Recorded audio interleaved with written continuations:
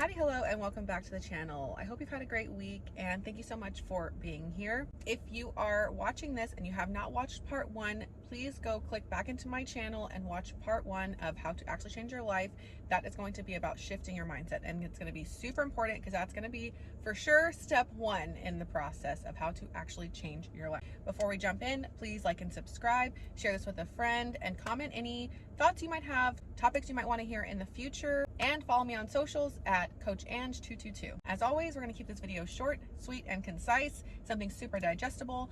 Watch and listen while you're in the car, while you're driving, while you're doing the dishes, while you're doing your laundry, so that you can listen while being productive. Or if you want to just listen and chill out, we can do that too. Total side note, I don't know if I have any curly girls that are watching this, but I'm finally starting to figure out what the right products are to use on my curly hair. So if you have any suggestions, please let me know. I have battled my entire life trying to figure out what are the best products to hydrate my curls, and they used to be a different pattern before I had a child and got older. And so I'm always curious, if you have curly hair or know someone who does and like have any suggestions for products, please let me know, because that's what I'm currently dealing with right now. So anyways, total side note. So today we're going to be talking about self-love as a modern day woman.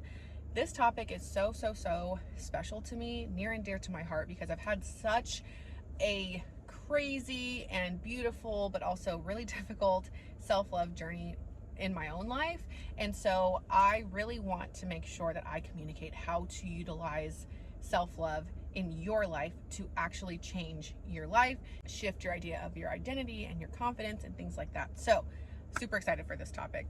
So what we're going to start with, and mind you, there's so much that goes into your self-love and like what that really means and encompasses, of course. So this is going to be super general, but I'm going to try my best to like break it down into 4 different kind of like buckets, so that this can potentially help you really start to learn to love yourself again and start that process of really being there for yourself. I always stress being your own safe space, and this is going to be a big part of it. The first part of having more self-love as a modern day woman is how to be more neutral to the way that your body looks physically. So I say body neutrality. When it comes to our bodies, it has been such an interesting thing in the world, especially for women and Western society.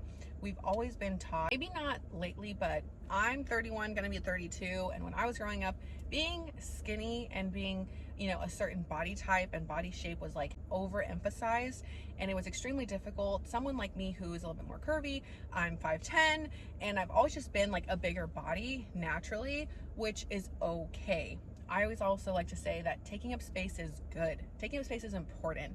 And I think we'd always been taught to take up as little amount of space as possible, which is totally not the vibe, and so not the way to think when you want to be confident and take up space in this world, right?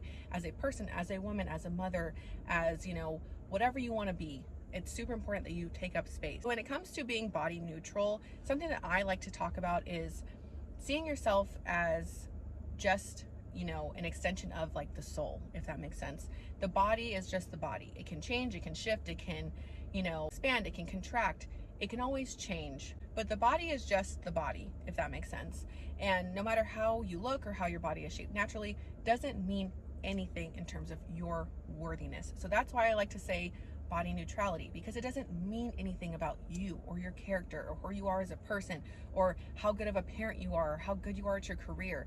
It is simply just your body. So seeing yourself as more neutral will help you overcome this idea of like, well, I look like this, therefore it's bad, or I have to look like this, therefore I can be good. Those two don't equate. Again, the body does not equal character, does not equal who you are and or your worthiness. Okay, so body neutrality is going to be super important in your self-love journey. Next up, treating yourself like your own best friend. This has I'm not joking, changed my life. Whenever I started to talk to myself like my own best friend, everything changed. The true definition of positive self-talk, because you would talk to your best friend like she's the best person ever, and she's amazing, and she's talented, and she's beautiful, and she's smart, and all these things.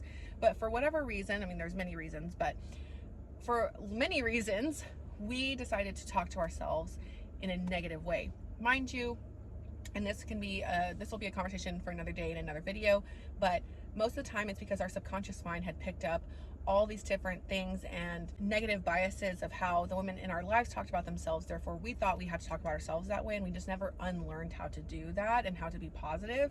So the best way to kind of do that is start talking to yourself like your own best friend. Like, how would you tell your best friend or your sister, like, hey, you got this, you can do this, you're smart, you're amazing, you're talented, like all these things, and you're worthy. Start talking to yourself like your own best friend and just see how things change. Kind of almost separate it a little bit and like see yourself, and then see yourself like as if you're talking to your own best friend. It might sound a little crazy. I know, but I'm a Gemini, so nothing is crazy to me. Okay, so talk to yourself like your own best friend and just see how different your life changes. See how your mindset changes because you're starting to love yourself. And even if you have to separate yourself from that for a little bit, it is going to be such a huge difference, I promise. Kind of piggybacking off of this is being there for your inner child. Again, I don't know about you, but growing up as a little girl, I saw so many different things on TV and magazines, you know, in real life, of ways that were showing me that the way that I looked wasn't okay, and understanding that now it was okay, but at the time it felt so different and it felt so difficult and it felt really hard to overcome these things, because I grew up in a time when you wanted straight hair, you wanted to be really skinny, you wanted to only be, you know, maybe 5'6", 5'5", and I've always been tall, I've always been curvy, I've always had curly hair, and I always just felt different, and it's okay. But at the time it was very difficult to understand why I couldn't look like these other girls. And so now that I'm an adult, I need to be there for my inner child and tell her it is okay. You know, like we're safe, you're beautiful, you're worthy. Like, again, almost separating yourself, like you're talking to your best friend, but you're talking to your inner child and being there for her and making this a safe space for her. Because although I'm 31, I was still 30 and 29 and 28 and 15 and 12 and all these different like smaller versions of myself. And I still need to be there for those versions too, not just this version of me now. And I think that will be extremely, extremely healing for you to operate in that way. So even if you want to pull up like an old picture of yourself and be like, if I'm talking to this little girl, how would I talk to her? How would I be there for her?